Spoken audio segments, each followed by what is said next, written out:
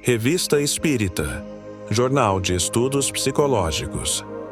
Ano 1, novembro de 1858. Número 11. Polêmica espírita. Várias vezes já nos perguntaram por que não respondemos em nosso jornal aos ataques de certas folhas, dirigidos contra o espiritismo em geral, contra seus partidários e, por vezes, contra nós. Acreditamos que o silêncio, em certos casos, é a melhor resposta. Aliás, há um gênero de polêmica do qual tomamos por norma nos abstermos. É aquela que pode degenerar em personalismo. Não somente ela nos repugna, como nos tomaria um tempo que podemos empregar mais utilmente, o que seria muito pouco interessante para os nossos leitores que assinam a revista para se instruírem, e não para ouvirem diatribes mais ou menos espirituosas. Ora, uma vez engajado nesse caminho, difícil seria dele sair, razão porque preferimos nele não entrar, com o que o espiritismo só tem a ganhar em dignidade. Até agora, só temos que aplaudir a nossa moderação, da qual não nos desviaremos e jamais daremos satisfação aos amantes do escândalo. Entretanto, há polêmica e polêmica, uma há, diante da qual jamais recuaremos, é a discussão séria dos princípios que professamos. Todavia, mesmo aqui há uma importante distinção a fazer. Se se trata apenas de ataques gerais, dirigidos contra a doutrina, sem um fim determinado além do de criticar, e se partem de pessoas que rejeitam de antemão tudo quanto não compreendem, não merecem maior atenção. O terreno ganho diariamente pelo espiritismo é uma resposta suficientemente peremptória e que lhes deve provar que seus sarcasmos não têm produzido grande efeito. Também notamos que os gracejos intermináveis, de que até pouco tempo eram vítimas os partidários da doutrina, pouco a pouco se extinguem.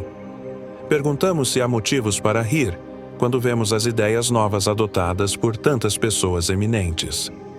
Alguns não riem senão com desprezo e pela força do hábito, enquanto muitos outros absolutamente não riem mais e esperam.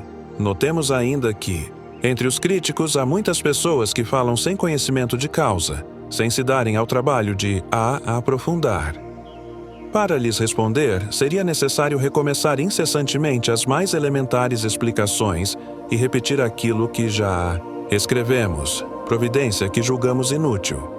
Já o mesmo não acontece com os que estudaram e nem tudo compreenderam, com os que querem seriamente esclarecer-se, e com os que levantam objeções de boa-fé e com conhecimento de causa. Nesse terreno, aceitamos a controvérsia, sem nos gabarmos de resolver todas as dificuldades, o que seria muita presunção de nossa parte. A ciência espírita dá os seus primeiros passos, e ainda não nos revelou todos os seus segredos, por maiores sejam as maravilhas que nos tenha desvendado. Qual a ciência que não tem ainda fatos misteriosos e inexplicados? Confessamos, pois, sem nos envergonharmos, nossa insuficiência sobre todos os pontos que ainda não nos é possível explicar. Assim, longe de repelir as objeções e os questionamentos, nós os solicitamos, contanto que não sejam ociosos, nem nos façam perder o tempo com futilidade, pois que representam um meio de nos esclarecermos. É a isso que chamamos polêmica útil, e o será sempre quando ocorrer entre pessoas sérias que se respeitam bastante para não se afastarem das conveniências. Podemos pensar de modo diverso sem, por isso, deixar de nos estimarmos. Afinal de contas, o que buscamos todos nessa tão palpitante e fecunda questão do espiritismo? O nosso esclarecimento. Antes de mais, buscamos a luz, venha de onde vier, e, se externamos a nossa maneira de ver, trata-se apenas da nossa maneira de ver, e não de uma opinião pessoal que pretendamos impor aos outros. Entregamo-la à discussão, estando prontos para ela renunciar, se demonstrarem que laboramos em erro. Essa polêmica nós a sustentamos todos os dias em nossa revista, através das respostas ou das refutações coletivas que tivemos ocasião de apresentar. A propósito, desse ou daquele artigo. E aqueles que nos honram com as suas cartas encontrarão sempre a resposta ao que nos perguntam. quando não a podemos dar individualmente por escrito, uma vez que nosso tempo material nem sempre o permite. Suas perguntas e objeções igualmente são objeto de estudos, de que nos servimos pessoalmente, sentindo-nos felizes por fazer com que nossos leitores os aproveitem, tratando-os à medida que as circunstâncias apresentam os fatos que possam ter relação com eles. Também sentimos prazer em dar explicações verbais às pessoas que nos honram com a sua visita e nas conferências, assinaladas por recíproca benevolência, nas quais nos esclarecemos mutuamente. Pluralidade das existências corpóreas. Primeiro artigo. Das diversas doutrinas professadas pelo Espiritismo, a mais controvertida, sem dúvida, é a da pluralidade das existências corporais, também chamada de reencarnação. Embora essa opinião seja agora partilhada por grande número de pessoas e que por nós já tenha sido tratada em diversas ocasiões, acreditamos ser um dever nosso, em razão de sua extrema gravidade, examiná-la aqui de maneira mais aprofundada, a fim de responder às inúmeras objeções que ela tem suscitado. Antes de entrar a fundo na questão, algumas observações preliminares. Se nos parecem indispensáveis, não é novo, dizem alguns, o dogma da reencarnação. Ressuscitaram-no da doutrina de Pitágoras. Nunca dissemos ser de invenção moderna a doutrina espírita. Constituindo uma lei da natureza, o espiritismo há de ter existido desde a origem dos tempos, e sempre nos esforçamos por demonstrar que dele se descobrem sinais na antiguidade mais remota. Pitágoras, como se sabe, não foi o autor do sistema da metempsicose. Ele o colheu dos filósofos indianos e dos egípcios, que o tinham desde tempos imemoriais. A ideia da transmigração das almas formava, pois, uma crença vulgar, aceita pelos homens mais eminentes. De que modo a adquiriram? Por uma revelação ou por intuição? Ignoramo-lo. Seja como for, o que não padece dúvida é que uma ideia não atravessa séculos e séculos, nem consegue impor-se a inteligências de escol, se não contiver algo de sério. Assim, a antiguidade dessa doutrina, em vez de ser uma objeção, seria prova a seu favor. Contudo, entre a metempsicose dos antigos e a moderna doutrina da reencarnação, há, como também se sabe, profunda diferença, assinalada pelo fato de os espíritos rejeitarem, de maneira absoluta, a transmigração da alma do homem para os animais, e reciprocamente. Sem dúvida, dizem alguns contraditores, estáis imbuídos dessas ideias, razão por que os espíritos se apegaram à vossa maneira de ver. Eis aí um erro que prova, uma vez, mais o perigo dos julgamentos precipitados e sem exame. Se, antes de julgar, tivessem tais pessoas se dado ao trabalho de ler o que escrevemos sobre o Espiritismo, ter-se-iam poupado de levantarem objeções com tanta leviandade. Repetiremos, pois, o que, a esse respeito, já dissemos. Quando a doutrina da reencarnação nos foi ensinada pelos Espíritos, estava tão distante do nosso pensamento que, sobre os antecedentes da alma, havíamos construído um sistema completamente diferente, partilhado, aliás, por muitas pessoas. Sob esse aspecto, portanto, a doutrina dos Espíritos nos surpreendeu profundamente. Diremos mais, contrariou-nos, porquanto derrubou as nossas próprias ideias. Como se pode ver, estava longe de refleti-las. Mas isso não é tudo. Nós não cedemos ao primeiro choque. Combatemos, defendemos nossa opinião. Levantamos objeções. E só nos rendemos à evidência quando percebemos a insuficiência de nosso sistema para resolver todas as dificuldades levantadas por essa questão. Aos olhos de algumas pessoas, o vocábulo evidência parecerá, sem dúvida, singular em semelhante matéria, não será, entretanto, impróprio aos que estão habituados a perscrutar os fenômenos espíritas. Para o observador atento, há fatos que, embora não sejam de natureza absolutamente material, nem por isso deixam de constituir verdadeira evidência, pelo menos do ponto de vista moral. Não é aqui o lugar de explicar esses fatos. Somente um estudo seguido e perseverante pode dá-los a compreender. Nosso fim era somente refutar a ideia de que essa doutrina é a tradução do nosso pensamento. Temos ainda uma outra refutação a opor, é que não somente a nós ela foi ensinada. Foi, também, ensinada em muitos outros lugares, na França e no estrangeiro, na Alemanha, na Holanda, na Rússia, etc.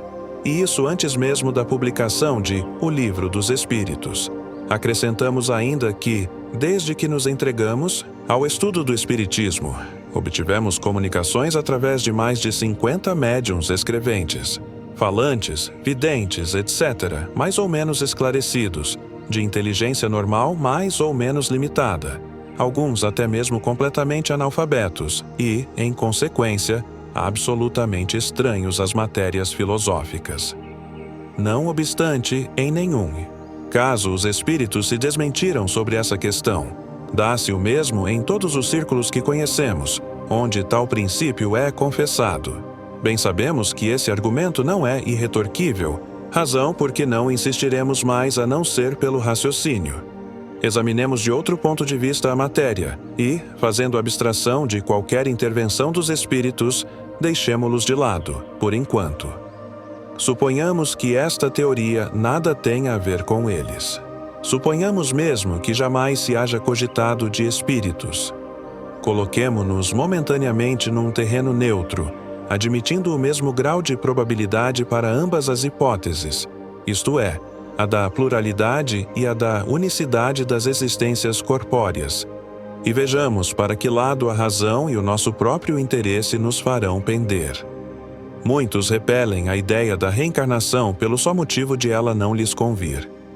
Dizem que uma existência já lhes chega de sobra e que, portanto, não desejariam recomeçar outra semelhante. De alguns sabemos que saltam em fúria só com o pensarem que tenham de voltar à Terra. Perguntar-lhes-emos apenas se imaginam que Deus lhes pediu o parecer, ou consultou seus gostos para regular o universo. Uma de duas, ou a reencarnação existe ou não existe. Se existe, nada importa que os contrarie. Terão de sofrê-la sem que para isso lhes peça Deus permissão. Assemelham-se, os que assim falam, a um doente que diz: sofri. Hoje bastante, não quero sofrer mais amanhã. Qualquer que seja o seu mau humor, nem por isso terá de sofrer menos no dia seguinte, nem nos que se sucederem, até que se ache curado. Conseguintemente, se os que de tal maneira se externam tiverem que viver de novo, corporalmente, tornarão a viver, reencarnarão. De nada lhes adiantará que se rebelem, quais crianças que não querem ir para o colégio, ou condenados, para a prisão. Passarão pelo que têm de passar. São demasiado pueris semelhantes objeções, para merecerem mais seriamente examinadas. Diremos, todavia, aos que as formulam, que se tranquilizem, que a doutrina espírita, no tocante à reencarnação, não é tão terrível como a julgam, que, se a tivessem estudado a fundo, não se mostrariam tão horrorizados. Saberiam que deles dependem as condições da nova existência, que será feliz ou desgraçada conforme ao que tiverem feito neste mundo, que desde agora poderão elevar-se tão alto que nova queda no lodaçal não lhe seja mais de temer.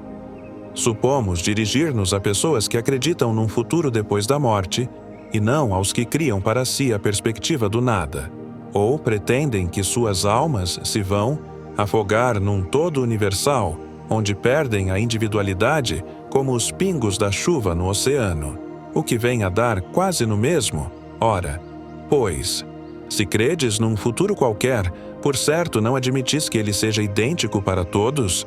Porquanto, de outro lado, qual a utilidade do bem? Por que haveria o homem de constranger-se? Por que deixaria de satisfazer a todas as suas paixões, a todos os seus desejos, embora à custa de outrem, uma vez que por isso não ficaria sendo melhor, nem pior? Credes, ao contrário, que esse futuro será mais ou menos ditoso ou inditoso, conforme ao que houverdes feito durante a vida. E então desejais que seja tão afortunado quanto possível, visto que há de durar pela eternidade, não? Mas, porventura, Teríeis a pretensão de ser dos homens mais perfeitos que hajam existido na terra, e, pois, com direito a alcançardes, de um salto, a suprema felicidade dos eleitos? Não. Admitis então que há homens de valor maior do que o vosso, e com direito a um lugar melhor, sem daí resultar que vos conteis entre os réprobos. Pois bem, colocai-vos mentalmente por um instante nessa situação intermédia, que será a vossa, como acabastes de reconhecer, e imaginai que alguém vos venha dizer: sofreis. Não sois tão feliz quanto poderíeis ser, ao passo que diante de vós existem seres que gozam de completa ventura. Quereis mudar na deles a vossa posição? Certamente, respondereis. Que devemos fazer? Quase nada. Recomeçar. O trabalho mal executado e executá-lo melhor. Hesitaríeis em aceitar, ainda que a poder de muitas existências de provações? Façamos outra comparação mais prosaica. Imaginemos um homem que, embora sem ter chegado à miséria extrema, sofre privações por escassez de recursos. Se viessem dizer-lhe: aqui está uma riqueza imensa, de que podes gozar. Para isto, só é necessário que trabalhes arduamente durante 1 minuto. O que teria respondido? Fosse ele o mais preguiçoso da terra, não vacilaria em dizer: trabalhemos 1 minuto, 2 minutos, 1 hora, 1 dia, se for preciso. Que importa isso desde que me leve a acabar os meus dias na fartura? Ora, que é a duração da vida corpórea? Em confronto com a eternidade, menos que 1 minuto, menos que 1 segundo. Segundo, temos visto algumas pessoas raciocinarem deste modo. Não é possível que Deus, soberanamente bom como é, imponha ao homem a obrigação de recomeçar uma série de misérias e tribulações. Acharão, porventura, essas pessoas que há mais bondade em condenar Deus o homem a sofrer perpetuamente por motivo de alguns momentos de erro, do que em lhe facultar meios de reparar suas faltas. 2 industriais contrataram 2 operários, cada um dos quais podia aspirar a se tornar sócio do respectivo patrão. Aconteceu que esses 2 operários certa vez empregaram muito mal o seu dia, ambos merecendo ser despedidos. Um dos industriais, não obstante as súplicas do seu, o mandou embora. E o pobre operário, não tendo achado mais trabalho, acabou por morrer na miséria. O outro disse ao seu: perdeste um dia, deves-me por isso uma compensação. Executaste mal o teu trabalho, ficaste a dever-me uma reparação. Consinto que o recomeces. Trata de executá-lo bem, que te conservarei ao meu serviço, e poderás continuar aspirando à posição superior que te prometi. Será preciso perguntemos qual dos industriais foi mais humano? Dar-se-á que Deus, que é a clemência mesma, seja mais inexorável do que um homem. Há algo de pungente na ideia de que a nossa sorte fique para sempre decidida, por efeito de alguns anos de provações, mesmo que de nós não tenha dependido alcançarmos a perfeição, ao passo que, eminentemente consoladora, é a ideia oposta que nos permite a esperança. Assim, sem nos pronunciarmos pró ou contra a pluralidade das existências, sem preferirmos uma hipótese à outra, declaramos que, se aos homens fosse dado escolher, ninguém quereria o julgamento sem apelação. Disse um filósofo que, se Deus não existisse, fora mister inventá-lo para a felicidade do gênero humano. Outro tanto se poderia dizer da pluralidade das existências. Mas, conforme atrás ponderamos, Deus não nos pede permissão, nem consulta os nossos gostos. Ou isto é, ou não é. Vejamos de que lado estão as probabilidades e encaremos de outro ponto de vista o assunto, unicamente como estudo filosófico e, sempre nos abstraindo do ensino dos espíritos. Se não há reencarnação, só há, evidentemente, uma existência corporal.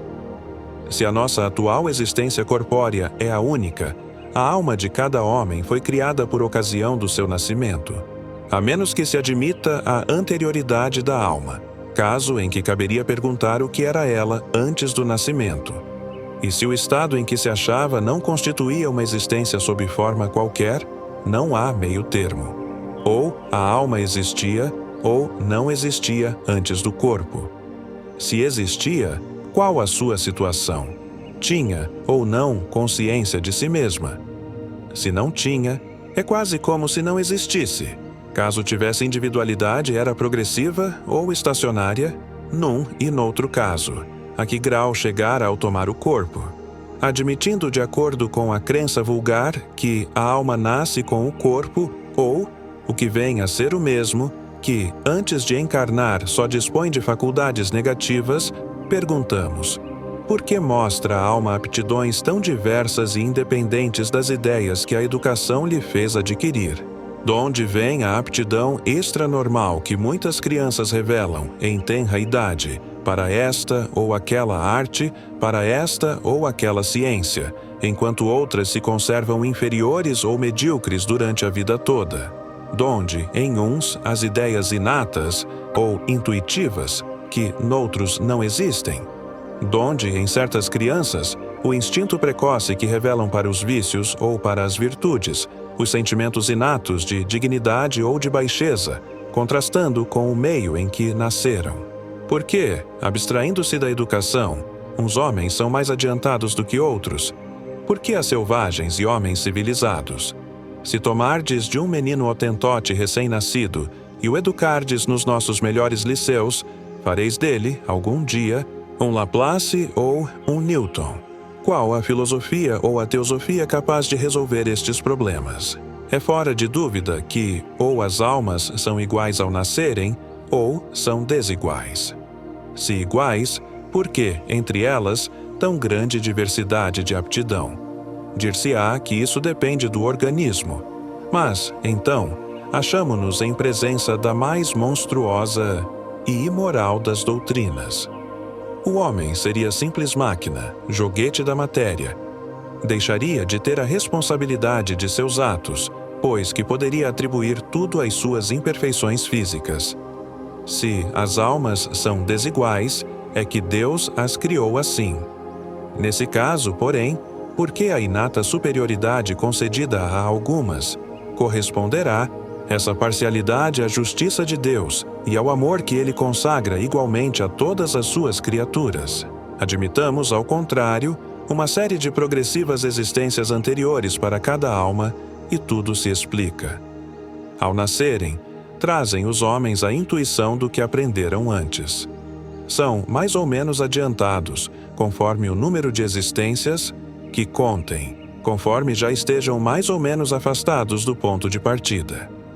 Dá-se aí exatamente o que se observa numa reunião de indivíduos de todas as idades, onde cada um terá desenvolvimento proporcionado ao número de anos que tenha vivido.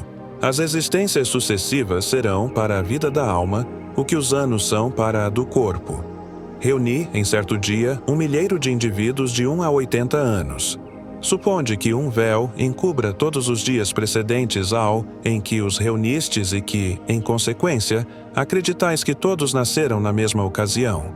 Perguntareis, naturalmente, como é que uns são grandes e outros pequenos, a uns velhos e jovens outros, instruídos uns, outros ainda ignorantes. Se, porém, dissipando-se a nuvem que lhes oculta o passado, vierdes a saber que todos hão vivido mais ou menos tempo, tudo se vos tornará explicado. Deus, em sua justiça, não pode ter criado almas desigualmente perfeitas. Com a pluralidade das existências, a desigualdade que notamos nada mais apresenta em oposição à mais rigorosa equidade. É que apenas vemos o presente e não o passado. A este raciocínio, serve de base algum sistema, alguma suposição gratuita? Não. Partimos de um fato patente, incontestável: a desigualdade das aptidões e do desenvolvimento intelectual e moral. E verificamos que nenhuma das teorias correntes o explica, ao passo que uma outra teoria lhe dá explicação simples, natural e lógica. Será racional preferir-se as que não explicam aquela que explica? À vista da sexta interrogação acima, dirão, naturalmente, que o hotentote é de raça inferior. Perguntaremos então se o hotentote é ou não um homem. Se é, Porque a ele e a sua raça privou Deus dos privilégios concedidos à raça caucásica? Se não é, por que tentar fazê-lo cristão? Doutrina espírita tem mais amplitude do que tudo isto. Segundo ela, não há muitas espécies de homens. Há tão somente homens cujos espíritos estão mais ou menos atrasados, porém, todos susceptíveis de progredir.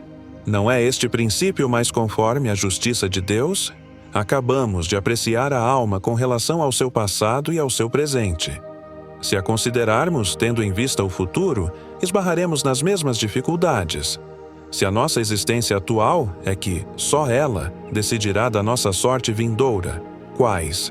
Na vida futura, as posições respectivas do selvagem e do homem civilizado estarão no mesmo nível ou se acharão distanciados um do outro no tocante à soma de felicidade eterna que lhes caiba. O homem que trabalhou toda a sua vida por melhorar-se virá a ocupar a mesma categoria de outro que se conservou em grau inferior de adiantamento. Não por culpa sua, mas porque não teve tempo nem possibilidade de se tornar melhor? O que praticou o mal por não ter podido instruir-se, será culpado de um estado de coisas cuja existência em nada dependeu dele? Trabalha-se continuamente por esclarecer, moralizar, civilizar os homens. Mas, em contraposição a um que fica esclarecido, milhões de outros morrem todos os dias, antes que a luz lhes tenha chegado. Qual a sorte destes últimos? Serão tratados como réprobos? No caso contrário, que fizeram para ocupar categoria idêntica à dos outros? Que sorte aguarda os que morrem na infância, quando ainda não puderam fazer nem o bem, nem o mal? Se vão para o meio dos eleitos, por que esse favor, sem que coisa alguma hajam feito para merecê-lo? Em virtude de que privilégio eles se veem isentos das tribulações da vida? Haverá alguma doutrina capaz de resolver esses problemas? Admitam-se as existências consecutivas e tudo se explicará conformemente à justiça de Deus. O que se não pôde fazer numa existência, faz-se em outra. Assim é que ninguém escapa. A lei do progresso que cada um será recompensado segundo o seu merecimento real, e que ninguém fica excluído da felicidade suprema a que todos podem aspirar, quaisquer que sejam os obstáculos com que topem no caminho. Essas questões facilmente se multiplicariam ao infinito, porque inúmeros são os problemas psicológicos e morais que só na pluralidade das existências encontram solução. Limitamo-nos a formular as de ordem mais geral.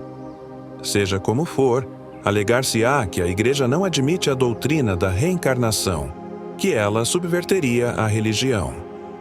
Nossa intenção não é tratar deste assunto agora. Basta-nos haver demonstrado que aquela doutrina é eminentemente moral e racional. Mostraremos mais tarde que a religião se acha dela menos afastada do que se pensa, e com isso não sofreria mais do que sofreu com a descoberta do movimento da Terra e dos períodos geológicos que, à primeira vista, pareciam desmentir os textos sagrados. O ensino dos espíritos é eminentemente cristão. Apoia-se sobre a imortalidade da alma, as penas e recompensas futuras, o livre-arbítrio do homem e a moral do Cristo. Não é, portanto, antirreligioso. Temos raciocinado, abstraindo-nos, como dissemos, de qualquer ensinamento espírita que, para certas pessoas, carece de autoridade. Não é somente porque veio dos espíritos que nós e tantos outros nos fizemos adeptos da pluralidade das existências. Porque essa doutrina nos pareceu a mais lógica e porque só ela resolve questões até então insolúveis. Ainda quando fosse da autoria de um simples mortal, tê-la-íamos adotado igualmente, e não houvéramos hesitado um segundo mais em renunciar às ideias que esposávamos. Em sendo demonstrado o erro, muito mais que perder do que ganhar tem o amor próprio com o se obstinar na sustentação de uma ideia falsa. Assim, também, a teríamos repelido, mesmo que provinda dos espíritos, se nos parecera contrária à razão, como repelimos muitas outras, pois sabemos por experiência que não se deve aceitar cegamente tudo o que venha deles, da mesma forma que se não deve adotar às cegas tudo o que proceda dos homens. Resta-nos, pois, examinar a questão da pluralidade das existências do ponto de vista do ensino dos Espíritos, de que maneira devemos entendê-la e, por fim, responder às mais sérias objeções que se lhe possam opor. É o que faremos num próximo artigo. Problemas morais, tonto sobre o suicídio. Perguntas dirigidas a São Luís através do Sr. Rey, médium falante e vidente na Sociedade Parisiense de Estudos Espíritas, na sessão do dia 12 de outubro de 1858. Pergunta: por que o homem que tem a firme intenção de se destruir revoltar-se-ia à ideia de ser morto por um outro e se defenderia contra os ataques, no mesmo instante em que vai cumprir seu desígnio? Resposta: porque o homem tem sempre medo da morte. Quando se suicida, está superexcitado, tem a cabeça transtornada e realiza esse ato sem coragem nem temor, e por assim dizer, sem ter a consciência do que faz, enquanto que, se pudesse escolher, não veríeis tantos suicidas. O instinto do homem o leva a defender a própria vida. E, durante o tempo que medeia entre o instante em que seu semelhante se aproxima para o matar e aquele em que o ato é cometido, há sempre um movimento de repulsão instintiva da morte, que o leva a repelir esse fantasma, que não é apavorante, senão para o espírito culpado. O homem que se suicida não experimenta esse sentimento, porque está cercado de espíritos que o impelem, que o auxiliam em seus desejos e lhe fazem perder completamente a lembrança do que não seja ele mesmo, isto é, dos pais e daqueles que o amam, bem como de uma outra existência. Nesse momento, o homem é todo egoísmo. Pergunta: aquele que, desgostoso da vida, embora não querendo suicidar-se, deseja que sua morte sirva para alguma coisa, é culpável de a buscar no campo de batalha ao defender seu país? Resposta: sempre. O homem deve seguir o impulso que lhe é dado. Qualquer que seja a carreira que abrace, seja qual for a vida que leve, é sempre assistido por espíritos que o conduzem e dirigem, malgrado seu. Ora, intentar contra seus conselhos é um crime, visto estarem ali para nos dirigir e, quando queremos atuar de modo próprio, para nos auxiliar. Entretanto, se o homem, arrastado por seu próprio espírito, quer deixar esta vida, logo é abandonado, reconhecendo mais tarde sua falta, ao ver-se obrigado a recomeçar outra existência. Para elevar-se, deve o homem ser provado. Conter suas atitudes, por um entrave em seu livre-arbítrio, seria ir contra Deus. E as provas, nesse caso, tornar-se-iam inúteis, porque os espíritos não cometeriam faltas. O espírito foi criado simples e ignorante. Para chegar às esferas felizes, é preciso, pois, que progrida, eleve-se em ciência e em sabedoria, não sendo senão na adversidade que adquire um coração elevado e melhor compreende a grandeza de Deus. Pergunta: um dos assistentes observou que parece ter havido uma contradição entre essas derradeiras palavras de São Luís e as precedentes, quando ele disse que o homem pode ser impelido ao suicídio por certos espíritos que a isto o excitam. Neste caso, cederia a um impulso que lhe seria estranho. Resposta: não há contradição alguma.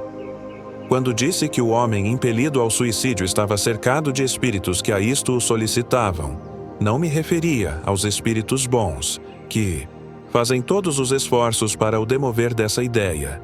Isto deveria estar subentendido. Todos sabemos que possuímos um anjo guardião, ou, se quiserdes, um guia familiar. Ora, tem o homem o seu livre-arbítrio. Se, apesar dos conselhos que lhe são dados, persevera nesta ideia criminosa, ele a realiza.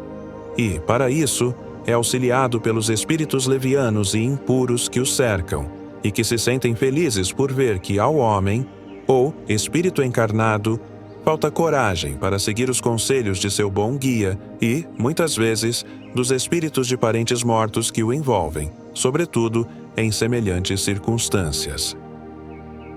Conversas familiares de além-túmulo, Mehemet Ali. Segunda conversa. Pergunta: em nome de Deus Todo-Poderoso, rogo ao Espírito Mehemet Ali que consinta em comunicar-se conosco. Resposta: sim, sei o motivo. Pergunta: prometestes vir até nós, a fim de instruir-nos. Teríeis a bondade de nos ouvir e de nos responder? Resposta: não prometo, desde que não me comprometi. Pergunta: seja, em lugar de prometestes, coloquemos que nos fizestes esperar. Resposta: isto é, para satisfazer a vossa curiosidade. Não importa, prestar-me-ei um pouco a isso. Pergunta: pois que vivestes ao tempo dos faraós, poderíeis dizer-nos com que finalidade foram as pirâmides construídas? Resposta: são sepulcros. Sepulcros e templos. Ali ocorriam grandes manifestações. Pergunta: tinham também um fim científico? Resposta: não. O interesse religioso absorvia tudo. Pergunta: seria preciso que os egípcios fossem, desde aquela época, muito adiantados nas artes mecânicas para realizarem trabalhos que exigiam forças tão consideráveis. Poderíeis dar-nos uma ideia dos meios que empregaram? Resposta: massas humanas gemeram sob o peso de pedras que atravessaram os séculos. O homem era a máquina. Pergunta: que classe de homem se ocupava desses grandes trabalhos? Resposta: aqui chamais de povo. Pergunta: estava o povo em estado de escravidão ou recebia um salário? Resposta: à força. Pergunta: de onde veio aos egípcios o gosto das coisas colossais, em vez do das coisas graciosas que distinguia os gregos, embora tivessem a mesma origem? Resposta: o egípcio era tocado pela grandeza de Deus. A ele, procurava igualar-se, superando as próprias forças. Sempre o homem. Pergunta: considerando-se que éreis sacerdote àquela época, poderíeis dizer-nos alguma coisa acerca da religião dos antigos egípcios? Qual era a crença do povo em relação à divindade? Resposta: corrompidos, acreditavam em seus sacerdotes. Eram deuses para eles, a quem se curvavam. Pergunta: que pensavam da alma após a morte? Resposta: acreditavam no que lhes diziam os sacerdotes. Pergunta: sob o duplo ponto de vista de Deus e da alma, tinham os sacerdotes ideias mais sadias que o povo? Resposta: sim. Tinham a luz nas mãos, ocultando-a dos outros, ainda assim a percebiam. Pergunta: os grandes do Estado partilhavam da crença do povo ou da dos sacerdotes? Resposta: estavam entre as duas. Pergunta: qual a origem do culto prestado aos animais? Resposta: queriam desviar de Deus o homem e mantê-lo sob seu domínio, dando-lhe como deuses seres inferiores. Pergunta: até certo ponto concebe-se o culto dos animais domésticos, mas não se compreende o dos animais imundos e prejudiciais, tais como as serpentes, crocodilos, etc. Resposta: o homem adora aquilo que teme. Era um jugo para o povo. Podiam os sacerdotes acreditar em deuses saídos de suas mãos? Pergunta: não seria um paradoxo adorarem o crocodilo e os répteis, e ao mesmo tempo o Ichneumon e o Ibis, que os destruíam? Resposta: aberração do espírito. O homem procura deuses por toda parte para se ocultar do que é. Pergunta: por que Osíris era representado com uma cabeça de gavião e Anubis com a de um cão? Resposta: o egípcio gostava de personificar sob a forma de emblemas claros. Anubis era bom. O gavião, que estraçalha, representava o cruel Osíris. Pergunta: como conciliar o respeito dos egípcios pelos mortos, com o desprezo e horror por aqueles que os enterravam e mumificavam? Resposta: o cadáver era um ti, instrumento de manifestações. Segundo eles, o espírito retornava ao corpo que havia animado. como um dos instrumentos de culto, o cadáver era sagrado. E o desprezo perseguia aquele que ousava violar a santidade da morte. Pergunta: a conservação dos corpos dava lugar a manifestações mais numerosas? Resposta: mais longas. Isto é, o espírito voltava por mais tempo, desde que o instrumento fosse dócil. Pergunta: a conservação dos corpos visava também a salubridade em razão das inundações do Nilo? Resposta: sim, para os do povo. Pergunta: a iniciação nos mistérios fazia-se no Egito com práticas tão rigorosas quanto na Grécia? Resposta: mais rigorosas. Pergunta: com que fim eram impostas aos iniciados condições tão difíceis de preencher? Resposta: para não haver senão almas superiores. Estas sabiam compreender e calar. Pergunta: o ensino dado nos mistérios tinha por finalidade única a revelação das coisas extra-humanas, ou ali eram ensinados também os preceitos da moral e do amor ao próximo? Resposta: tudo isso era bem corrompido. O objetivo dos sacerdotes era dominar e não instruir. O Dr. Moore. Pergunta: evocação. Morto no Cairo, a 4 de junho do ano de 1857. Evocado a pedido do Sr. Jobard. Em vida, disse este, era um espírito muito elevado. Médico homeopata, verdadeiro apóstolo. Espírita. Deve estar, no mínimo, em Júpiter. Resposta: estou aqui. Pergunta: teríeis a bondade de dizer-nos onde estais? Resposta: estou errante. Pergunta: foi a 4 de junho deste ano que morrestes? Resposta: do ano passado. Pergunta: lembrai-vos de vosso amigo, o Sr. Jobard? Resposta: sim, muitas vezes estou perto dele.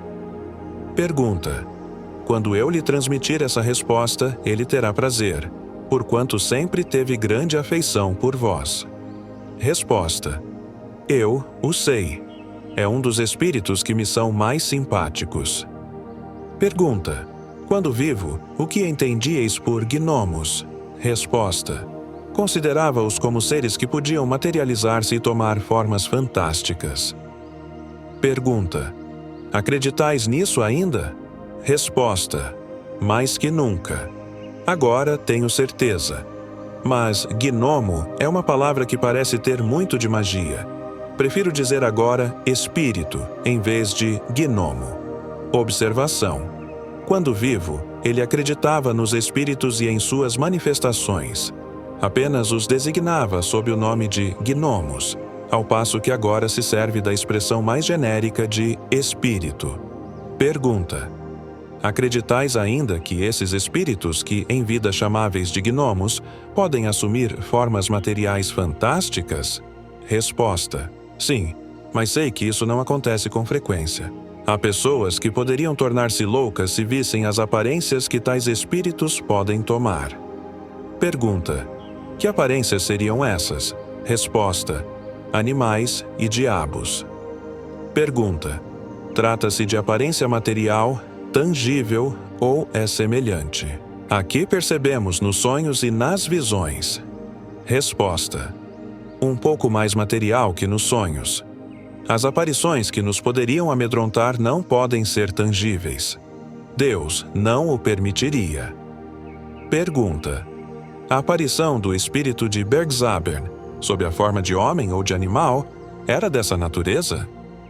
Resposta: sim, é desse gênero. Observação: não sabíamos se ele, quando vivo, acreditava que os espíritos pudessem tomar uma forma tangível, mas é evidente que agora se refere à forma vaporosa e impalpável das aparições. Pergunta: acreditais que ireis para Júpiter quando reencarnardes? Resposta: irei a um mundo que se não iguala ainda a Júpiter. Pergunta: é por vossa própria vontade que ireis para um mundo inferior a Júpiter, ou em razão de ainda não merecerdes habitar esse planeta?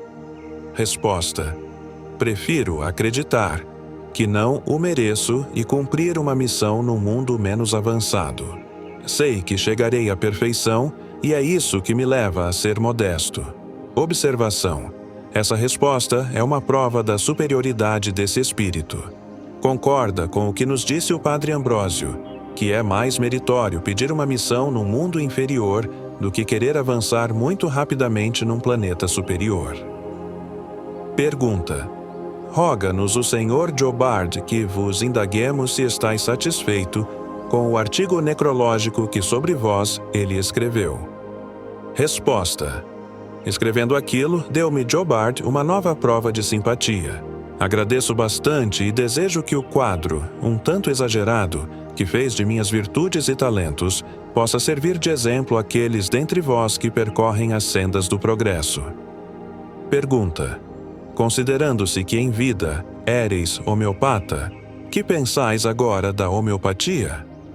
Resposta: a homeopatia é o começo das descobertas dos fluidos latentes. Far-se-ão muitas outras, igualmente preciosas, formando um todo harmonioso que conduzirá vosso globo à perfeição. Pergunta: que mérito atribuís ao vosso livro Le Médecin du Peuple? Resposta: é a pedra do operário que levei à obra. Observação: a resposta desse espírito sobre a homeopatia vem corroborar a ideia dos fluidos latentes, já fornecida pelo espírito do Sr. Badel, a propósito de sua imagem fotografada. Disso resultaria que há fluidos cujas propriedades nos são desconhecidas ou nos passam despercebidas, porque sua ação não é ostensiva. Contudo, nem por isso deixa de ser menos real. A humanidade se enriquece de conhecimentos novos à medida que as circunstâncias lhe fazem conhecer suas propriedades. Madame de Staël, Doutor, na sessão da Sociedade Parisiense de Estudos Espíritas, do dia 28 de setembro de 1858, o espírito Madame de Staël comunicou-se espontaneamente e sem ser chamado pela mão da senhorita. E médium psicógrafa, ditando a página que se segue: viver é sofrer. Sim, mas a esperança não acompanha o sofrimento? Não pôs Deus na mão dos infelizes maior dose de esperança? Criança, o pesar e a decepção acompanham o nascimento, mas à sua frente marcha a esperança, que diz: avançai. O objetivo é a felicidade. Deus é clemente. Por quê? Perguntam os espíritos fortes. Por que vir ensinar-nos uma nova religião, quando Cristo estabeleceu as bases de uma caridade tão grandiosa, de uma felicidade tão verdadeira? Não é nossa intenção modificar o que ensinou o grande reformador. Não. Vimos apenas reafirmar nossa consciência, aumentar nossas esperanças. Quanto mais o homem se civiliza, mais deveria ter confiança, e mais necessidade temos ainda de o sustentar. Não pretendemos mudar a face do universo. Viemos ajudar a torná-lo melhor. E se, neste século, não viéssemos em auxílio do homem, seria ele muito infeliz, pela falta de confiança e de esperança. Sim, homem sábio, que ledes nos outros, que procurais conhecer o que pouco vos importa, e afastais aquilo que vos interessa. Abri os olhos e não desespereis. Não digais que o nada pode ser possível, quando, em vosso coração, deveríeis sentir o contrário. Vinde tomar assento nesta mesa e esperai, porquanto nela sereis instruído quanto ao vosso futuro, e sereis feliz. Aqui há pão para todos. Desenvolvereis vosso espírito, alimentareis vosso corpo, acalmareis vossos sofrimentos, e florireis a vida, embelezando-a, de esperança, a fim de a tornardes mais suportável. Staël, duto, observação. O espírito fazia alusão à mesa onde estavam os médiuns. Questionai, e responderei às vossas perguntas. Pergunta: por que não prevíamos a vossa visita? Não preparamos um assunto. Resposta: sei perfeitamente que as perguntas particulares não podem ser respondidas por mim. Porém, quantas coisas de caráter geral se podem perguntar, mesmo a uma mulher que teve um pouco de espírito e agora tem muito coração. Nesse momento, uma senhora que assistia à sessão pareceu desfalecer, mas não passou de uma espécie de êxtase que, longe de ser penoso, foi-lhe muito agradável.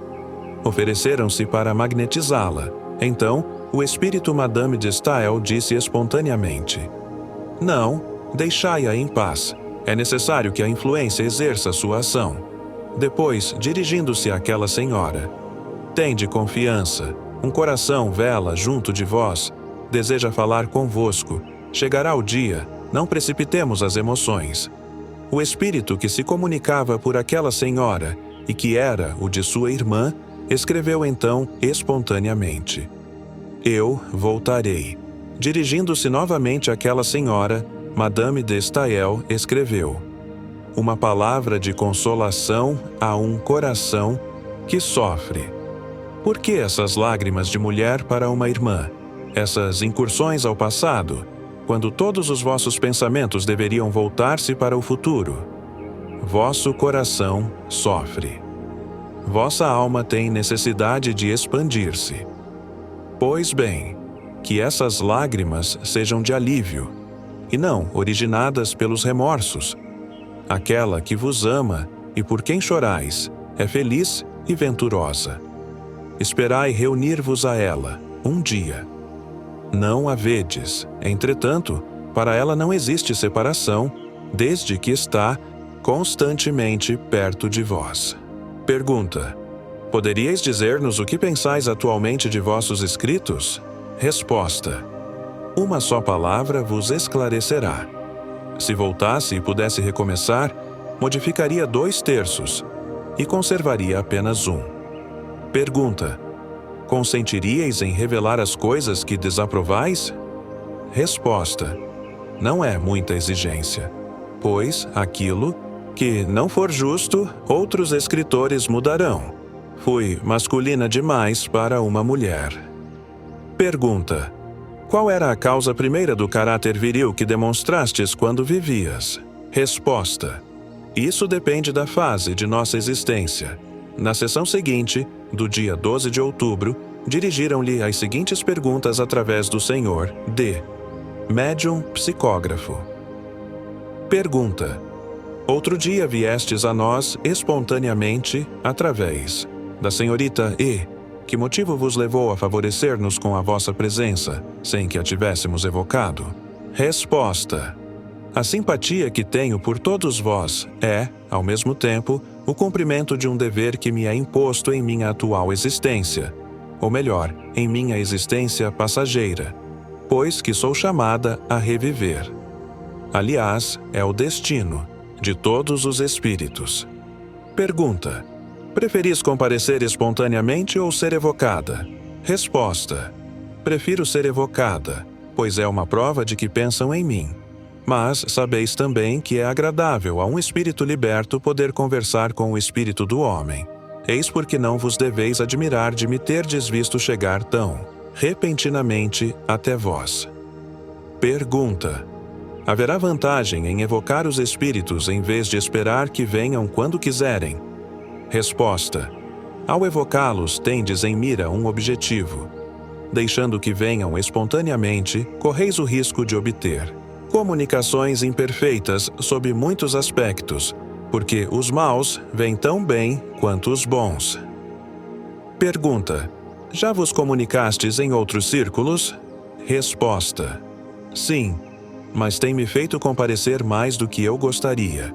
Quer dizer, frequentemente tomam meu nome. Pergunta: teríeis a bondade de retornar algumas vezes e ditar-nos alguns de vossos belos pensamentos? Teríamos prazer em reproduzi-los, com vistas à instrução geral. Resposta: de boa vontade. Venho com prazer junto àqueles que trabalham com seriedade para se instruírem. Minha vinda, outro dia, é uma prova disto. Médium Pintor, extraído do Espiritualiste de Nova Orleans. Como nem todos os indivíduos podem ser convencidos pelo mesmo gênero de manifestações espíritas, houve necessidade de se desenvolver médiuns de vários tipos. Nos Estados Unidos, Existem os que fazem retratos de pessoas há muito falecidas, a quem jamais conheceram, porque a semelhança é logo constatada. As pessoas sensatas que o testemunham não deixam de se convencer. O mais notável desses médiums é, talvez, o Sr. Rogers, por nós já citado no volume 1, a página 239, e que então residia em Columbus, onde exercia a profissão de alfaiate. Poderíamos acrescentar que não recebeu outra educação além da habitual à sua condição. Sobretudo, aos homens instruídos, que têm dito e repetido, a propósito da teoria espiritualista, que o recurso aos espíritos é apenas uma hipótese, e que um exame atento pode provar não ser ela nem mais racional, nem mais verossímil.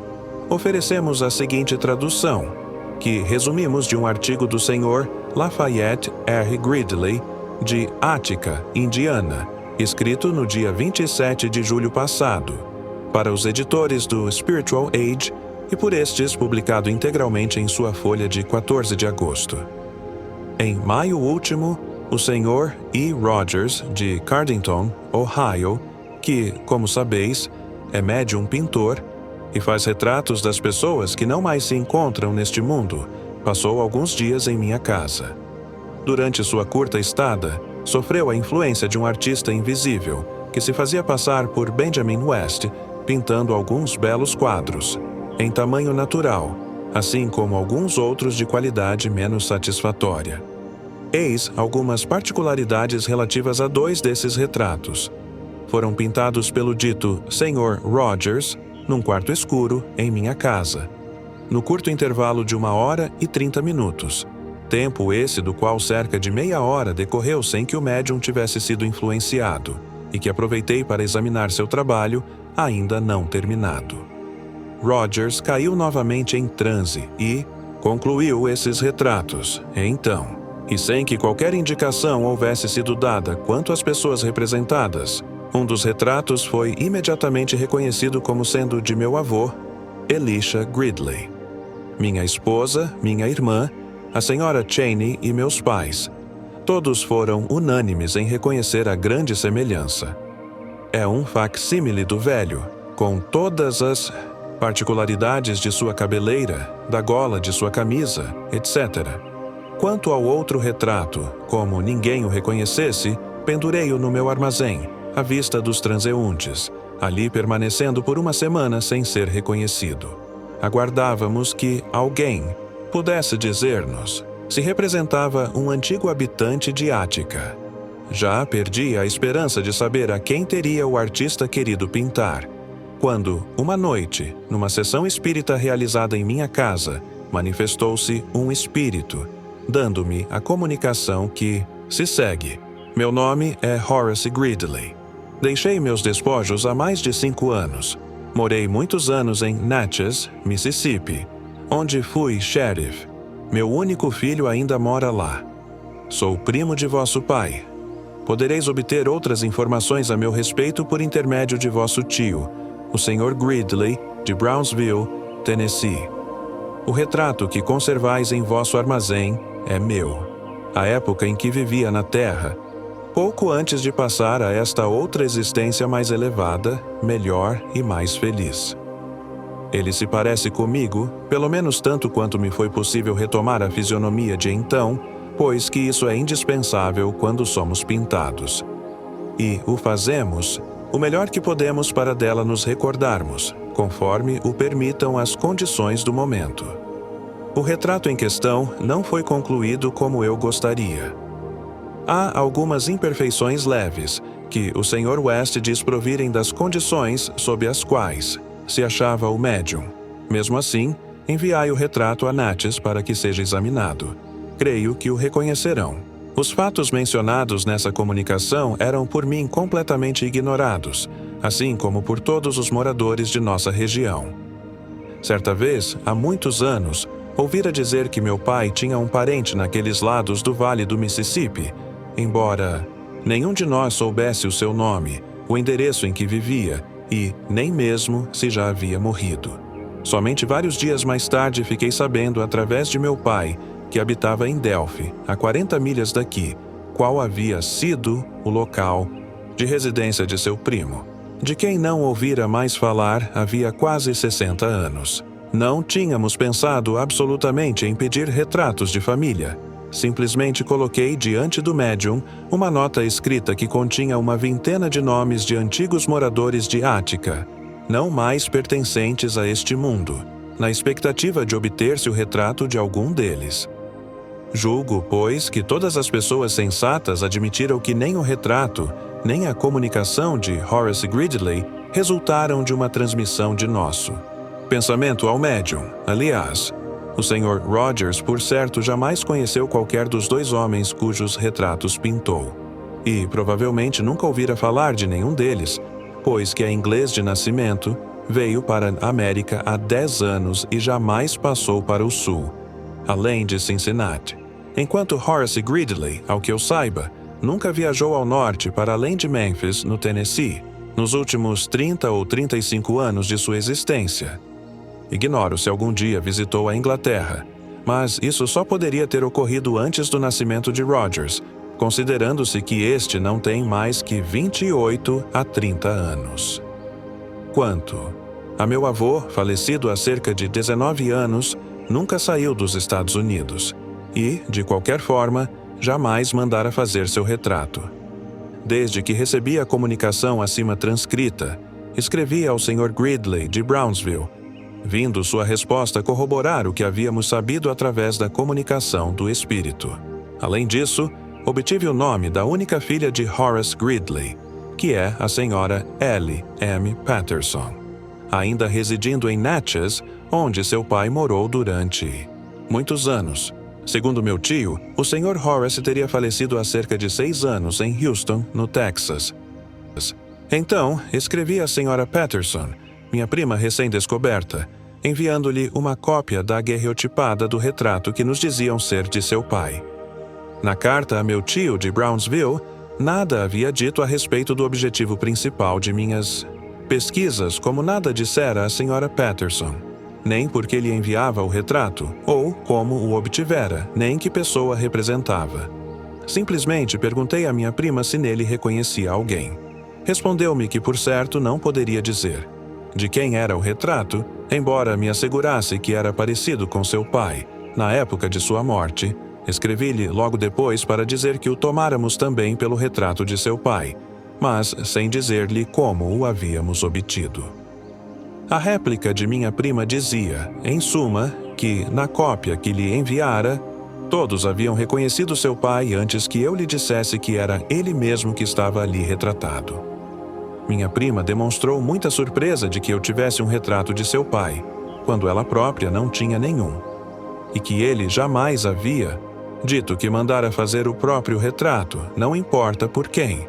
Acreditava que não existisse nenhum, e se mostrou bastante satisfeita com a minha remessa, principalmente por causa dos filhos, que tinham grande veneração pela memória do avô.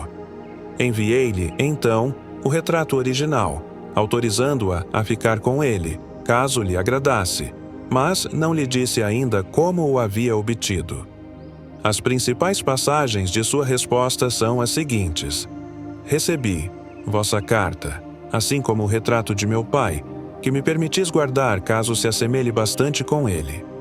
Com certeza, é muito parecido, e, como nunca tive outro retrato seu, vou conservá-lo comigo, já que o consentis. Aceito-o muito reconhecida, embora a mim pareça que meu pai fosse melhor que isso quando gozava de boa saúde. Antes do recebimento das 2 últimas cartas da senhora Patterson, quis o acaso que o Sr. Hedges, outrora residindo em Natchez e hoje morando em Delphi, bem como o Sr. Ewing, recém-chegado de Vicksburg, no Mississippi, vissem o retrato em questão e o reconhecessem como sendo o de Horace Gridley, com quem ambos haviam travado relações. Acreditando que esses fatos são muito significativos para permanecerem em silêncio, senti-me na obrigação de os comunicar, com vistas à sua publicidade. Ao escrever este artigo, garanto haver tomado todas as precauções quanto à sua perfeita correção. Observação: já conhecemos os médiuns desenhistas. Além dos notáveis desenhos, dos quais demos um exemplar, mas que retratam coisas cuja exatidão não podemos verificar. Temos visto médiuns absolutamente estranhos a essa arte executar esboços muito reconhecíveis de pessoas mortas que jamais haviam conhecido. Mas, daí a um retrato pintado dentro das regras vai grande distância. Esta faculdade liga-se a um fenômeno bastante curioso, do qual somos testemunhas neste momento, e de que, em breve, nos ocuparemos. Independência sonambúlica. Muitas pessoas que hoje aceitam perfeitamente o magnetismo contestaram, durante muito tempo, a lucidez sonambúlica. É que essa faculdade, com efeito, veio confundir todas as noções que tínhamos sobre a percepção das coisas do mundo exterior. Entretanto, de há muito tínhamos o exemplo dos sonâmbulos naturais, que gozavam de faculdades análogas e que, por um estranho contraste, jamais foram aprofundadas. Hoje, a clarividência sonambúlica é um fato, e, se ainda é contestada por algumas pessoas, é porque as ideias novas demoram a fincar raízes, sobretudo quando é preciso renunciar àquelas longamente acalentadas. Muita gente também pensava, como ainda hoje com as manifestações espíritas, que o sonambulismo pudesse ser experimentado como uma máquina, sem levar em conta as condições especiais do fenômeno. Eis porque, não tendo obtido à vontade e no momento preciso resultados sempre satisfatórios, concluíram pela negativa. Fenômenos tão delicados exigem uma longa observação, assídua e perseverante, a fim de se lhes captar os matizes, frequentemente fugidios. É igualmente em consequência de uma observação incompleta dos fatos que certas pessoas, embora admitindo a clarividência dos sonâmbulos, contestam sua independência. Segundo, sua visão não se estende além do pensamento daquele que os interroga. Alguns pretendem mesmo que não há visão, mas simplesmente intuição e transmissão de pensamento, citando em seu apoio numerosos exemplos. Ninguém duvida que o sonâmbulo, vendo o pensamento, algumas vezes possa traduzi-lo e dele ser um eco. Nem mesmo contestamos que possa influenciá-lo em certos casos. Houve somente isso no fenômeno? Já não seria um fato bastante curioso e digno de observação? A questão, portanto, não é saber se o sonâmbulo é ou pode ser influenciado por um pensamento estranho, o que já não suscita dúvidas, mas se é sempre influenciado. Isso é um resultado da experiência. Se o sonâmbulo só diz o que sabeis, é incontestável que é o vosso pensamento que ele traduz.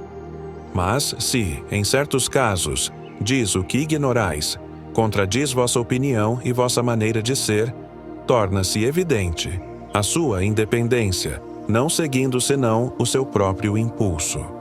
Um único fato bem caracterizado desse gênero bastaria para provar que a sujeição do sonâmbulo ao pensamento de outrem não é uma coisa absoluta.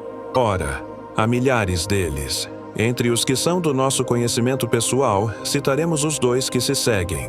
Residindo em Bercy, na rua Charenton, número 43, o Sr. Marilon havia desaparecido desde o dia 13 de janeiro último. Todas as pesquisas para descobrir seu paradeiro foram infrutíferas. Nenhuma das pessoas nas casas às quais estava habituado a ir o tinham visto. Nenhum negócio podia motivar sua ausência prolongada. Por outro lado, seu caráter, sua posição e seu estado mental afastavam qualquer ideia de suicídio. Restava a possibilidade de que tivesse sido vítima de um crime ou de um acidente. Nesta última hipótese, porém, teria sido facilmente reconhecido e levado para sua casa, ou pelo menos despachado para o necrotério. Todas as probabilidades apontavam, pois, para um crime, nele se firmando o pensamento. Tanto mais quanto o Sr. Marilon havia saído para fazer um pagamento. Mas onde e como o crime havia sido cometido? Ninguém o sabia. Sua filha recorreu então a uma sonâmbula, a Sra. Roger, que em muitas outras situações semelhantes dera provas de notável lucidez, que nós mesmos constatamos. A Sra. Roger seguiu o Sr. Marilon desde a saída de sua casa, às 3 horas da tarde, até cerca de 7 horas da noite, quando ele já se dispunha a voltar. Viu-o descer às margens do Sena para satisfazer a uma urgente necessidade, sendo aí acometido de um ataque de apoplexia. Ela descreveu tê-lo visto cair sobre uma pedra, abrir uma fenda na fronte e depois rolar dentro d'água. Não se tratou, pois, nem de suicídio, nem de crime. Ainda havia dinheiro e uma chave dentro, do bolso de seu paletó. A sonâmbula indicou o local do acidente, acrescentando que o corpo não mais se encontrava no local, em virtude de ter sido arrastado facilmente pela correnteza. Encontraram-no, com efeito, no local assinalado. Tinha a ferida indicada na fronte. A chave e o dinheiro estavam no bolso. A posição de suas roupas indicava claramente que a sonâmbula não se havia enganado quanto ao motivo que o levara à beira do rio. Diante de tantos detalhes, perguntamos: onde se poderia ver a transmissão de um pensamento qualquer? Eis um outro fato, onde a independência sonambúlica não é menos evidente. O senhor e a senhora Belhomme, cultivadores em Rueil, a rua Saint-Denis, número 19, tinham uma economia de aproximadamente 800 a 900 francos. Para maior segurança, a senhora Belhomme colocou-os num armário, do qual uma parte era reservada a roupas velhas e outra a roupas novas. O dinheiro foi guardado no interior deste último compartimento. Nesse momento, entrou alguém, e a senhora Belhomme apressou-se em fechar o armário. Algum tempo mais tarde, necessitando do dinheiro, convenceu-se de havê-lo posto juntamente com a roupa velha, visto ter sido essa a sua intenção inicial, imaginando que tentaria menos os ladrões. Mas, em sua precipitação, com a chegada do visitante, ela o pusera do outro lado. De tal modo estava persuadida de o haver colocado com as roupas velhas que não lhe acudiu a ideia de procurá-lo a lures. Encontrando o lugar vazio e recordando-se da visita, julgou ter sido notada e roubada. Assim, persuadida, suas suspeitas recaíram naturalmente sobre o visitante. A senhora Belhomme conhecia a senhorita Marilon, da qual falamos mais acima, e contou-lhe a sua desventura. Esta lhe dissera de que maneira seu pai havia sido encontrado, sugerindo que procurasse a mesma sonâmbula, antes de tomar qualquer outra providência. Então, os Belhommes dirigiram-se à casa da senhora Roger, bem certos de que haviam sido roubados, e na esperança de que lhes fosse indicado o ladrão que, em sua opinião, só podia ser o visitante. Tal era, pois, seu pensamento exclusivo. Ora, depois de minuciosa descrição do local, a sonâmbula lhes disse: não fostes roubados. Vosso dinheiro está intacto no armário. Apenas pensais tê-lo posto com a roupa velha, quando na verdade o pusestes com a roupa nova. Retornai à vossa casa, lá o encontrareis. E, efetivamente, foi o que aconteceu. Ao relatar esses dois fatos, e poderíamos citar vários outros igualmente conclusivos, nosso objetivo foi provar que a clarividência sonambúlica nem sempre é o reflexo de um pensamento estranho. Que o sonâmbulo também pode ter uma lucidez própria, absolutamente independente. Disso resultam consequências de alta gravidade, do ponto de vista psicológico. Aqui temos a chave de mais de um problema, que examinaremos ulteriormente, quando tratarmos das relações existentes entre o sonambulismo e o espiritismo, relações que projetam uma luz inteiramente nova sobre a questão. Uma Noite Esquecida, ou A Feiticeira Manouza. 12ª Noite dos Contos Árabes. Ditado pelo espírito Frédéric Soulier. Prefácio do editor. No corrente ano de 1856, as experiências de manifestações espíritas, que se realizavam na casa do Sr. B, na rua Lamartine, atraíram uma seleta e numerosa assistência. Eram mais ou menos sérios os espíritos que se manifestavam nesse círculo. Alguns diziam coisas de admirável sabedoria e notável profundeza, como se pode julgar por O Livro dos Espíritos, que ali fora começado e em grande parte realizado. Outros eram menos sérios. Seu humor jovial prestava-se de bom grado a pilhérias, mas daquelas que jamais se afastavam das conveniências. Neste número se achava Frédéric Soulier, que veio espontaneamente sem haver sido convidado, e cujas visitas inesperadas eram sempre um passatempo agradável para os membros daquele círculo. Sua conversação era espirituosa, fina, mordaz, coerente e jamais desmentiu o autor das Mémoires du Diable. Aliás, nunca se deixou envolver pela lisonja. Quando lhe dirigiam algumas perguntas um tanto mais espinhosas de filosofia, confessava francamente sua incapacidade para resolvê-las, dizendo que ainda se achava bastante ligado à matéria e que preferia as coisas alegres às sérias.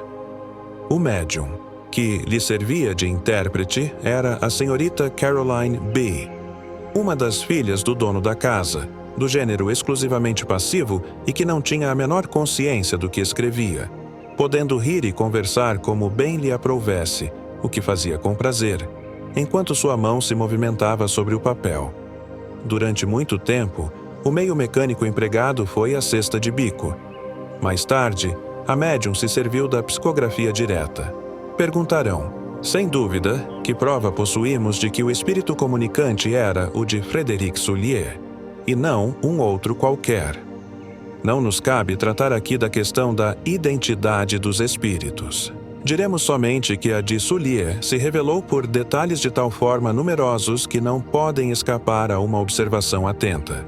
Muitas vezes, uma palavra, um gesto, um fato pessoal referido vinham confirmar que se tratava dele mesmo. Por diversas vezes deixou sua assinatura que foi confrontada com as originais. Um dia, pediram-lhe que desse seu retrato, e o médium, que não sabe desenhar e que nem mesmo jamais o tinha visto, fez um esboço de uma semelhança extraordinária. Ninguém, na reunião, havia tido relações com ele quando vivia. Por que então vinha sem ser chamado? É que se tinha ligado a um dos assistentes, sem jamais ter revelado o motivo. Só aparecia quando essa pessoa se achava presente. Entrava com ela e, com ela, ia embora. De sorte que, quando não estava presente, ele também não vinha. E, coisa bizarra, quando Soulier estava lá, era difícil, ou mesmo impossível, haver comunicações de outros espíritos. O próprio espírito familiar da casa cedia-lhe o lugar, dizendo, por delicadeza, que deveria fazer as honras da casa. Um dia anunciou que nos daria um romance à sua maneira e, realmente, algum tempo depois, começou uma narrativa cujo início era muito promissor. O assunto relacionava-se com os druidas, e a cena se passava na Armórica, ao tempo da dominação romana. Infelizmente, parece que se apavorou diante da tarefa que havia empreendido, porquanto, é preciso que se diga bem, o trabalho assíduo nunca foi o seu forte, confessando que encontrava mais satisfação na vida preguiçosa. Depois de haver ditado algumas páginas, abandonou o romance, mas disse que escreveria outro, que lhe daria menos trabalho. Foi então que escreveu o conto cuja publicação iniciamos. Mais de 30 pessoas assistiram a essa produção e podem atestar-lhe a origem. Não a damos absolutamente como obra de elevado alcance filosófico, mas como curiosa amostra de um trabalho de grande fôlego obtido dos espíritos. Notar-se-á como tudo nele tem sequência, como tudo se encadeia com uma arte admirável. O que há de mais extraordinário é que esse relato foi retomado em 5 ou 6 ocasiões diferentes e, muitas vezes, após interrupções de 2 ou 3 semanas. Ora, a cada vez que recomeçava, o assunto continuava como se tivesse sido escrito de um sorvo, sem rasuras, sem aditamentos, e sem que houvesse necessidade de lembrar o que antes já fora relatado. Nós o damos tal qual saiu do lápis do médium, sem nada haver mudado, nem no estilo, nem nas ideias e nem no encadeamento dos fatos. Algumas repetições de palavras e pequenos senões de ortografia foram percebidos, tendo o próprio Soulier nos encarregado de os corrigir, dizendo que nos assistiria nesse mister. Quando tudo estava terminado, ele quis rever o conjunto, ao qual fez apenas algumas retificações, sem importância, autorizando a sua publicação como bem o entendêssemos, e cedendo com satisfação os direitos autorais. Todavia, julgamos por bem não o inserir na revista sem o consentimento formal de seu amigo póstumo, a quem pertencia de direito, porque foi graças à sua presença e à sua solicitação que nos tornamos devedores dessa produção de Além-Túmulo. O título foi dado pelo próprio espírito Frederic Sully. Uma Noite Esquecida. Primeiro, havia em Bagdá uma mulher do tempo de Aladim. É a sua história que vou narrar. Num dos subúrbios de Bagdá, não longe do palácio da sultana Scheherazade, morava uma velha mulher chamada Manouza, feiticeira das mais apavorantes. Essa velha era motivo de terror em toda a cidade. À noite, passavam-se em sua casa coisas tão assustadoras que, mal se punha o sol, ninguém se aventurava a passar por ali, a não ser algum homem apaixonado, à procura de um filtro para sua amante rebelde, ou uma mulher abandonada, em busca de um bálsamo para pôr na ferida que o amante, ao desampará-la, lhe havia provocado. Certo dia em que o sultão estava mais triste que de costume, e a cidade se achava em grande desolação porque queria mandar matar a sultana favorita, e porque, por seu exemplo, todos os homens eram infiéis. Um jovem deixou a sua magnífica habitação situada ao lado do palácio da sultana. Esse jovem usava uma túnica e um turbante de cores sombrias, mas, sob essas simples vestimentas, havia um grande ar de distinção. Procurava ocultar-se ao longo das casas, como se fora um amante que temesse ser surpreendido. Dirigia-se para os lados da casa de Manouza, a feiticeira. Uma viva ansiedade estampava-se em seu rosto, denunciando a preocupação que o agitava. Atravessou as ruas e praças rapidamente, porém usando de grande precaução. Chegando à porta, hesitou por alguns minutos, decidindo-se depois a bater. Durante um quarto de hora, padeceu angústias mortais, porque ouvia ruídos que nenhum ouvido humano até então havia escutado. Uma matilha de cães uivava com ferocidade, gritos lamentosos faziam-se ecoar. E se percebiam gemidos de homens e mulheres, como só ia acontecer no fim de uma orgia. E, para iluminar todo esse tumulto, luzes corriam de cima a baixo da casa. Fogos fatos de todas as cores. Depois, como que, por encanto, tudo cessou. As luzes se apagaram e abriu-se a porta. Segundo, o visitante ficou confuso por alguns instantes, sem saber se devia entrar no corredor escuro que surgia à sua vista. Por fim, armando-se de coragem, Ish penetrou audaciosamente. Depois de haver caminhado às cegas o espaço de 30 passos, encontrou-se diante de uma porta que abria para uma sala, iluminada apenas por uma lâmpada de cobre de 3 bicos, suspensa do centro do teto. A casa que, conforme o barulho ouvido da rua, deveria ser muito habitada, tinha agora um ar deserto. A sala, imensa, e que, por sua construção, devia ser a base do edifício, estava vazia, se excetuarmos os animais empalhados de todo tipo que a guarneciam. Meio dessa sala havia uma pequena mesa coberta de livros de magia, e, à sua frente, numa grande poltrona, estava assentada uma velhinha de apenas 2 côvados, e de tal maneira agasalhada com xales e turbantes que era impossível divisar seus traços. À aproximação do estranho, ela levantou a cabeça e lhe mostrou o mais terrível rosto que se possa imaginar. «Eis que estás aqui, senhor Noureddin», disse ela, fixando os olhos de hiena no rapaz que entrava. «Aproxima-te. Faz vários dias que meu crocodilo de olhos de rubi anunciou-me tua visita. Dize se é de um filtro que precisas, ou de fortuna. Mas, que digo eu? Fortuna. A tua não faz inveja ao próprio sultão? Não és o mais rico, assim como és o mais belo? Provavelmente é um filtro que vens procurar. Qual é, pois, a mulher que tem a ousadia de ser cruel contigo? Enfim, nada devo dizer. Nada sei. Estou pronta a ouvir-te as dificuldades e a te dar os remédios necessários, desde, naturalmente, que minha ciência tenha o poder de te ser útil. Mas por que me olhas assim e não avanças? Estarias com medo? Tal como me vês, eu te amedronto, por acaso? Outrora fui bela, mais bela que todas as mulheres existentes em Bagdá. Foram os desgostos que me tornaram tão feia assim. Mas que te importam os meus sofrimentos? Aproxima-te. Eu te escuto. Apenas não te posso conceder mais que 10 minutos. Apressa-te, portanto. Noureddin não estava muito tranquilo. Entretanto, porque não quisesse mostrar à velha a perturbação que o agitava, avançou e lhe disse: Mulher, venho aqui por uma coisa grave. De tua resposta depende a sorte de minha vida. Vais decidir da minha felicidade e da minha morte. Eis do que se trata. O sultão quer mandar matar Nazara. Eu a amo.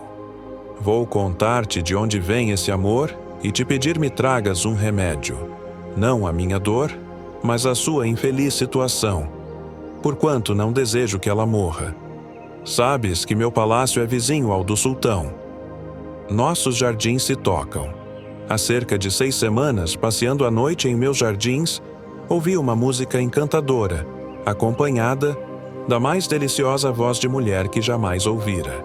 Querendo saber de onde vinha, aproximei-me dos jardins vizinhos e percebi que se originava de um caramanchão de verdura, habitado pela sultana favorita.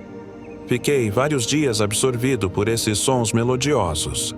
Sonhava noite e dia com a bela desconhecida, cuja voz me havia seduzido, porque, é preciso que te diga, no meu pensamento só podia ser bela. Todas as noites eu passeava nas mesmas aleias onde tinha ouvido aquela maravilhosa harmonia. Durante 5 dias, foi em vão. Finalmente, no 6º dia, a música fez-se ouvir novamente, não mais me podendo conter. Aproximei-me do muro e vi que era preciso despender pouco esforço para o escalar. Após alguns momentos de hesitação, tomei uma grande decisão. Passei do meu para o jardim vizinho. Ali percebi não uma mulher, mas uma huri.